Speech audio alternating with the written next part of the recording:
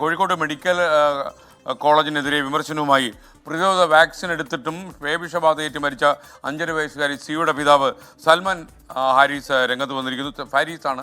സൽമാൻ ഫാരീസ് പറയുന്നു, തലയിലെ മുറിവുകൾക്ക് ആദ്യഘട്ടത്തിൽ കാര്യമായ ചികിത്സ കൊടുത്തില്ലെന്നും പിതാവിൻ്റെ പരാതി.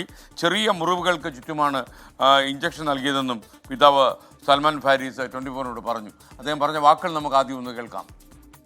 ഞങ്ങൾ നിർബന്ധപൂർവ്വം മെഡിക്കൽ കോളേജിലേക്ക് കൊണ്ടുപോയതല്ല, അവരവിടുന്ന് കൊണ്ടുപോകാൻ പറഞ്ഞതാണ്.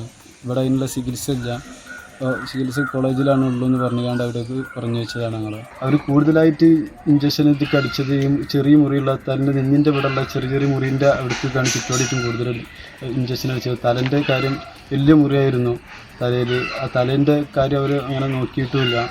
അങ്ങനെ അവർ ഇഞ്ചക്ഷൻ അടിച്ചിക്കാണ്ട് 48 മണിക്കൂർ കഴിഞ്ഞിട്ട് നിങ്ങൾ പോരി എന്ന് പറഞ്ഞുകൊണ്ട് വീട്ടിലേക്ക് പറഞ്ഞേക്കുകയാണ് ചെയ്തത്. അങ്ങനെ കഴിഞ്ഞതിന് ശേഷം 48 മണിക്കൂർ കഴിഞ്ഞതിന് ശേഷം ഞങ്ങൾ കുട്ടീനെ കോളേജിലേക്ക് കൊണ്ടുപോയി. കോളേജിൽ നിന്ന് അവർ തലയ്ക്ക് സ്റ്റിച്ച് ഇട്ടു, കാലിൻ്റെ ഭാഗം കട്ട് ചെയ്തിക്കാണ്ട് ഓപ്പറേഷൻ ഒക്കെ ചെയ്ത് ഇതാണ് അവർ ചെയ്തിട്ടുള്ളത്. സംസാരിച്ച ബിപിൻ സി വിജയൻ വിശദാംശങ്ങളുമായി നമുക്ക് മലപ്പുറത്ത് നിന്ന് ശരിയാണ്. Bipin, good morning. ബിപിൻ, യഥാർത്ഥത്തിൽ ഈ കുട്ടിയുടെ കാര്യം വലിയ സങ്കടകരമായ കാര്യമായിരുന്നു, ആ കുട്ടിയുടെ മരണം. ഇപ്പോൾ പിതാവിന് ഒരുപാട് പരാതികൾ അതിനെക്കുറിച്ചുണ്ടല്ലേ, വിശദാംശങ്ങൾ പറയും.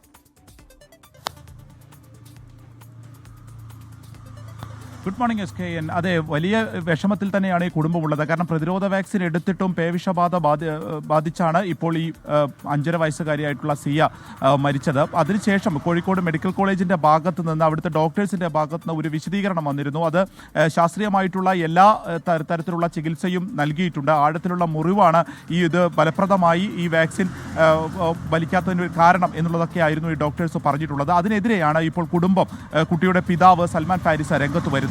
അദ്ദേഹം പ്രധാനമായും പറയുന്നത്, ആദ്യം ഈ മുറിവേറ്റ ഉടൻ തന്നെ അടുത്തുള്ള തിരൂരങ്ങാടി ആശുപത്രിയിലേക്കാണ് കൊണ്ടുപോയത്. അവിടെ വാക്സിൻ ഉണ്ടായിരുന്നില്ല.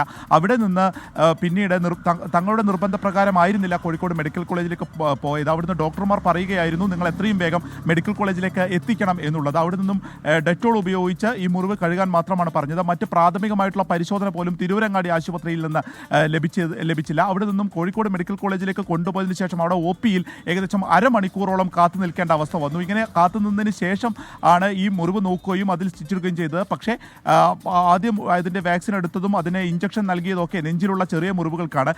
തലയിലെ മുറിവുകൾ ഇത്ര ആഴത്തിലുള്ളതാണ്, ഇത്ര ഗൗരവമുള്ളതാണ് എന്നുണ്ടെങ്കിൽ അതിനെ എന്തുകൊണ്ട് അവിടെ അഡ്മിറ്റ് ചെയ്തില്ല, എന്തുകൊണ്ട് കൃത്യമായിട്ടുള്ള ഒരു പരിശോധനയോ മറ്റ് നടപടികളോ ഒന്നും തന്നെ തങ്ങളോട് പറഞ്ഞില്ല എന്നുള്ളൊരു കാര്യമാണ് ഇപ്പോൾ ഈ കുടുംബം പ്രധാനമായും പറയുന്നത്. ഇത് ആഴത്തിലുള്ളതാണ് മുറിവെന്നും അതുകൊണ്ടാണ് ഈ വാക്സിൻ വലിക്കാത്തത് എന്നുള്ളതൊക്കെ ഡോക്ടർമാർ പറയുമ്പോൾ പോലും അവിടെ എത്തിച്ച് ഇത്രയും സമയം അവിടെ കാത്തിരുന്നിട്ടും ആഴത്തിലുള്ള മുറിവാണെന്ന് ഡോക്ടർമാർക്ക് ബോധ്യമുണ്ടായിട്ടും വീട്ടിലേക്ക് വിടുകയാണ് ചെയ്തത്. ഈ വാക്സിൻ കൊടുത്തതിന് ശേഷം പ്രതിരോധ വാക്സിൻ കൊടുത്ത് വീട്ടിലേക്ക് പറഞ്ഞയക്കുകയായിരുന്നു. അതെന്തിനായിരുന്നു? അവിടെ അഡ്മിറ്റ് ചെയ്തിട്ടുള്ള ഒരു പരിശോധന ഉണ്ടായിരുന്നു എന്നുണ്ടെങ്കിൽ ഒരുപക്ഷെ കൂടുതലായ ഒരു പരിശോധന ഡോക്ടർമാർക്കും നടത്താൻ കഴിയുമായിരുന്നില്ല എന്നുള്ളതാണ് പറയുന്നത്. അതുകൊണ്ട് തന്നെ ഈ ഡോക്ടർമാർ ഇപ്പോൾ ഉന്നയിക്കുന്ന വാദങ്ങളെയെല്ലാം തന്നെ തള്ളുകയാണ് ഈ കുടുംബം. കൃത്യമായിട്ടുള്ള ഒരു അന്വേഷണം ഇക്കാര്യത്തിൽ വേണം, കൂടുതൽ പരിശോധനകൾ വേണം എന്നുള്ള ആവശ്യം കൂടി ഇപ്പോൾ സിയുടെ കുടുംബം മുന്നോട്ട് വയ്ക്കുകയാണ്. ഒപ്പം തന്നെ അന്ന് സ്റ്റിച്ചിട്ടതിന് ശേഷം പലപ്പോഴും പോയിരുന്നു എന്നുണ്ടെങ്കിലും ഇതേക്കുറിച്ച് കൂടുതലായി ഇവർക്ക് പറഞ്ഞു നൽകിയിരുന്നില്ല എന്നുള്ളത് കൂടി ഈ കുടുംബം പറഞ്ഞു വയ്ക്കുന്നുണ്ട് ഇപ്പോൾ SKN. Okay, thank you Bipin C Vijayan.